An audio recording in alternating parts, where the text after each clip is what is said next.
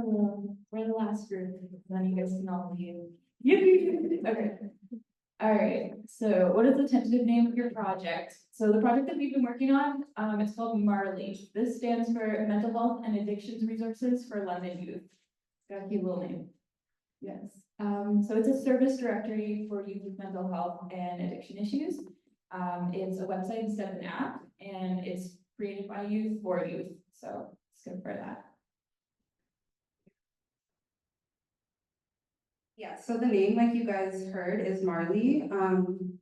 It will address like the disconnect between services and allow people to share their experiences to improve these services. So on the website, we'll have like feedback that is also kept up to date, so people can feel like what they're using is actually effective. And also, who is your prototype aimed to serve? It's young people in need of resources, services, and support, and everybody who's just able to access it. And their relatives and loved ones in London-Middlesex area, and just like 1,000 people, just basically just a lot of people. I guess it's just like kind of repetitive, but our prototype is innovative because it will be comprehensive and it will connect services more than ever in one place. Also submit new services or ones that aren't listed, and allow personalization of search with filters and tags. So it's easy to navigate, because a lot of these websites that are directories, we found that are very hard to navigate, and it gets stressful and you just give up. So we just tried to make it like a bit easier. All right, so for engaging people with lived experience, Marley is made by people with lived experience on YMAC. We all have lived experience with mental health and mental illness. And so we'll also have a section on the website, like we said, to let people submit feedback and their experiences with different services. And those are going to be included on the information on each page that has information about services. So people can both see the objective information and description of the services, as well as other people's general experiences with them.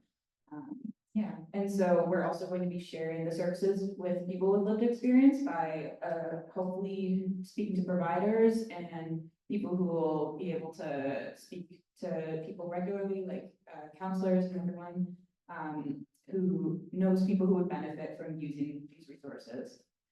And then how would you make this prototype sustainable and function long term? So we will need funding, and we'll need to be able to have time committed to it, to making sure that the information is up to date, and that we can talk to people who are running these different services and make sure that's correct. So that's how we can sustain this service. And how does our prototype support equity, diversity, inclusion, and decolonization, trauma and violence-informed care, cultural safety? So for each of the services we have listed on Marley, we're going to have categories and tags for each of them. So it'll say like what service is good or suited best for, say, somebody in a certain religious group, two-spirited or LGBTQ youth, newcomers, people of color, Indigenous people, and have information on there for each service as well about the amenities that are offered at the location, bus routes to get there, and what the accessibility is like for people. So they know, like, before they get there, if they're actually going to be able to get their wheelchair up into the front door. Yeah. And if your prototype is successful, what would change in the system? Overall, fewer people would feel like they don't know what to do when they're having a mental health crisis or need certain resources, because they could go to this website, find what they need, and it would just all be there and be connected. Providers would have more resources to give to their clients, like Megan from yesterday's panel was talking about, wishing that she had more like of a system to find different resources to tell her clients about. And there would be better distribution of resources, because not everybody would be trying to go to the hospital all the time when there are other services that they could use as well. So there wouldn't be so much confusion and people getting lost in the system.